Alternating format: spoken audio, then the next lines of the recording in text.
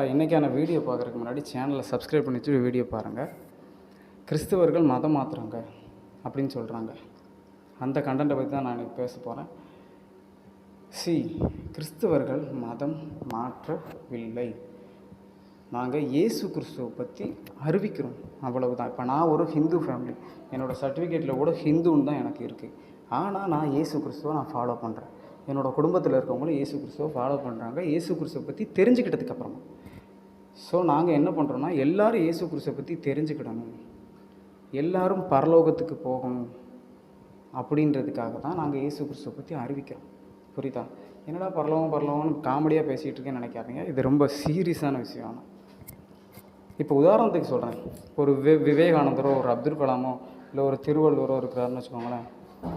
அவங்கள பற்றி நம்ம தெரிஞ்சுக்கிட்ட விஷயத்த, இவர் இத்தனை குறள் எழுதியிருக்கிறாரு, இவங்க இந்த இது பண்ணியிருக்கிறாங்க அப்படின்னு நமக்கு தெரிஞ்ச விஷயத்த மற்றவங்களுக்கு சொல்கிறோம் இல்லையா?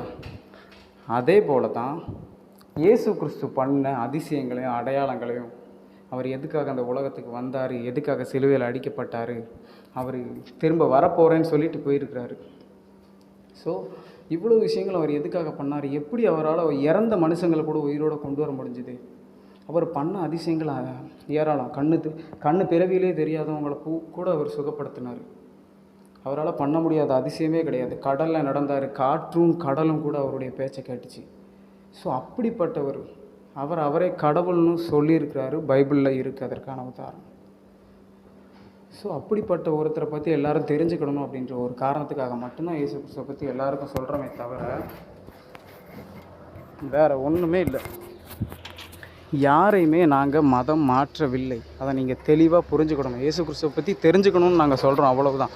அதுக்கப்புறம் இயேசு கிறிஸ்துவை நம்புறது நம்பாமல் போகிறது உங்களுடைய விருப்பம். ஆனால் சொல்கிறது எங்களுடைய கடமை. புரியுதா உங்களுக்கு?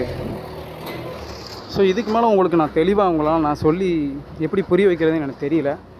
இந்த மதம் மாற்றம்னு சொல்கிற உங்கள் நண்பர்களுக்கு இந்த வீடியோவை தயவுசெய்து ஷேர் பண்ணி, தம்பி வீடியோவை தெளிவாக பாருடா, கிறிஸ்தவர்கள் மதம் மாற்றலை, இயேசு கிறிஸ்துவை அறிவிக்கிறாங்கன்னு மட்டும் கொஞ்சம் தெளிவாக அவங்களுக்கு எடுத்து சொல்லுங்கள், அவ்வளவுதான். வீடியோ பிடிச்சிருந்தால் லைக் பண்ணுங்கள். ஓகே, அடுத்த ஒரு நல்ல வீடியோவில் பார்ப்போம். பாய்.